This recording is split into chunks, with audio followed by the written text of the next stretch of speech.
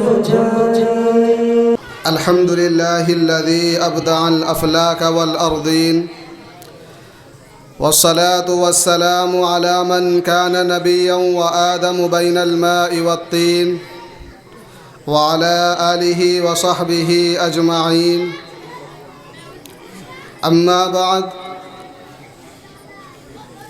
عن البراء بن عازب رضي الله عنه أنه قال: قال النبي صلى الله تعالى عليه وسلم لحسان بن ثابت: اهجر المشركين فإن جبريل معك.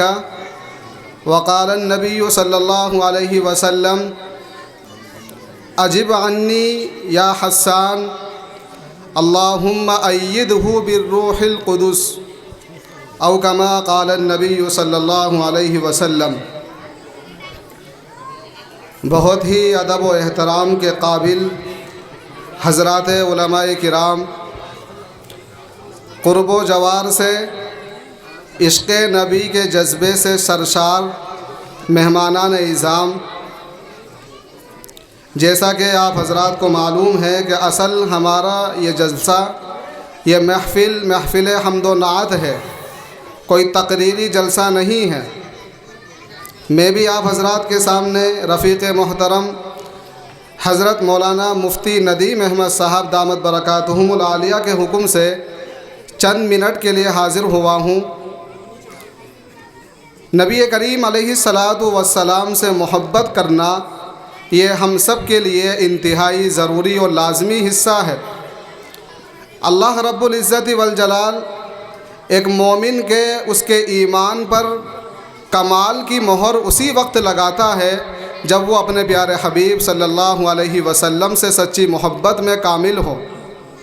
آپ کا پیارا ارشاد مبارک ہے: لا یؤمن احدکم حتی اکون احب الیہ من والدہ وولدہ والناس اجمعین. یہاں سب علماء کرام موجود ہیں اور اس کا مطلب اور ترجمہ اچھی طرح سے واقف ہیں، جانتے ہیں. نبی کریم علیہ الصلاۃ والسلام سے محبت کا اظہار کرنا یہ مختلف طریقے سے ہوتا ہے. عام طور پر ہمارے یہاں جو جلسے منعقد ہوتے ہیں اس میں نبی کریم علیہ الصلاۃ والسلام کی سیرت، آپ کا حلیہ مبارک، آپ کے اوصاف نثری انداز میں بیان کیے جاتے ہیں، عام بول چال میں، عام گفتگو میں بیان کیے جاتے ہیں. اور وہ محفل جس میں نبی کریم علیہ الصلاۃ والسلام کے اوصاف منظوم کلام میں پیش کیے جائیں وہ بہت کم ہوتے ہیں. لہذا ہم سب سے پہلے اللہ رب العزت والجلال کے شکر گزار ہیں کہ اس نے اس محفل میں ہمیں شریک ہونے کا موقع عطا فرما کر اس نعمت سے بھی استفادہ کرنے کی توفیق عطا فرمائی. اور اس کے بعد ہم سب، میں اسٹیج پر بیٹھے ہوئے حضرات علماء کرام کی طرف سے اور اپنی جانب سے رفیق محترم حضرت مولانا مفتی ندیم احمد صاحب کا شکر گزار ہوں کہ آپ کی محبانہ اور مخلصانہ دعوت پر ہم سب کی حاضری ہو سکی ہے. اللہ تعالیٰ اس محفل کو اپنی بارگاہ میں قبول فرمائے اور اس محفل کے منتظمین کی اللہ تعالیٰ عمر میں برکت عطا فرمائے اور نبی کریم علیہ الصلاۃ والسلام سے اظہار محبت، آپ سے عقیدت ہم سب کے دلوں میں پیوست فرمائے. ایک بات یہ عرض کروں کہ نبی کریم علیہ الصلاۃ والسلام شاعر نہیں تھے. وما علمناہ الشعر وما ينبغی لہ. اللہ کا فرمان ہے کہ ہم نے آپ علیہ الصلاۃ والسلام کو شعر کہنا نہیں سکھایا، لیکن اس کے باوجود آپ کو شعر گوئی پسند تھی، آپ کو اچھے اشعار سننا بہت پسند تھا. ایک صحابی ہیں حضرت عمرو ابن شرید رضی اللہ تعالی عنہ، وہ فرماتے ہیں: کنت ردیف النبی صلی اللہ علیہ وسلم ذات مرہ. میں ایک روز نبی کریم علیہ الصلاۃ والسلام کا ردیف تھا، آپ کی سواری پر آپ کے پیچھے بیٹھا ہوا تھا. آپ نے فرمایا: هل معك شيء هل معك شعر من امیۃ ابی سلط. اے عمرو، کیا تمہیں امیہ ابن ابی سلط کے کچھ اشعار یاد ہیں؟ امیہ ابن ابی سلط یہ زمانہ جاہلیت کے مشہور شعراء میں گزرے ہیں اور ان کے اشعار صحابہ کرام کو، دیگر لوگوں کو زبان زد تھے، زبانی یاد تھے. حضرت عمرو ابن شرید رضی اللہ عنہ نے کہا: نعم یا رسول اللہ صلی اللہ علیہ وسلم مجھے یاد ہیں آپ نے فرمایا کہ سناؤ۔ حضرت عمرو ابن شرید فرماتے ہیں میں نے سنانا شروع کیا، اللہ کے نبی نے فرمایا اور سناؤ، میں نے اور سنائے، آپ نے فرمایا اور سناؤ۔ عمرو ابن شرید رضی اللہ عنہ کا بیان ہے کہ میں نے امیہ ابن ابی سلط کے 100 اشعار سنا دیے۔ اس سے معلوم ہوتا ہے کہ آپ کو اچھے اشعار سننا انتہائی محبوب اور پسندیدہ تھا۔ شاعر اسلام حضرت حسان ابن ثابت رضی اللہ عنہ کا مقام و مرتبہ جو دربار رسالت میں تھا، اس کی بنیادی وجہ یہی تھی کہ آپ نبی کریم علیہ السلام کی تعریف میں، آپ اسلام کے دفاع میں اشعار کہا کرتے تھے۔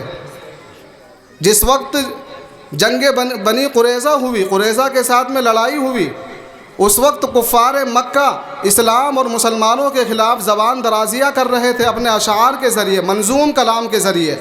تو نبی کریم علیہ السلام نے حضرت حسان سے فرمایا اخرج المشرکین یا حسان، اے حسان مسلمانوں کی طرف سے جواب دو، ان کی مذمت کرو منظوم اشعار میں، منظوم کلام میں۔ چنانچہ حضرت حسان ابن ثابت رضی اللہ تعالی عنہ جواب دیتے تھے، اور ایسا جواب دیتے تھے کہ ان کی فاختہ اڑ جایا کرتی تھی۔ ایک آخری بات کہہ کر میں اپنی بات ختم کرتا ہوں۔ ابھی آپ نے دیکھا کہ مولانا ندیم صاحب اشعار پڑھ رہے تھے اور ایک بچہ انعام لے کر آیا، حوصلہ افزائی کری، انعام دیا۔ اس انعام دینے کا جواز بھی حدیث سے ثابت ہے۔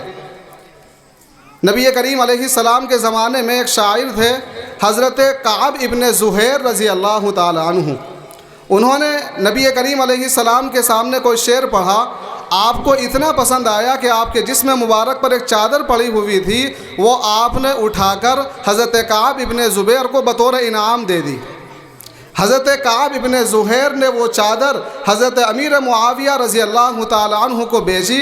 حضرت امیر معاویہ نے 7,000 درہم میں وہ چادر خریدی اور اپنے ساتھ میں برابر مستقل رکھے، اور یہ وصیت کری آخری وقت میں جب میرا انتقال ہو تو میرے کفن میں اس چادر کو بھی شامل کرنا۔ تو اس سے ہمیں یہ ثبوت بھی مل گیا کہ شعراء کرام اگر نبی کریم علیہ السلام کی ذات میں کوئی شعر پڑھیں تو ان کی حوصلہ افزائی کرنا، ان کو انعام سے نوازنا، یہ نبی کریم علیہ السلام کی سنت ہے۔ بہرحال یہ اشعار نبی کریم علیہ السلام کے شان میں پڑھنا، یہ نبی کریم علیہ السلام کی سنت اس معنی کر ہے کہ آپ کو شعر سننا پسند تھا۔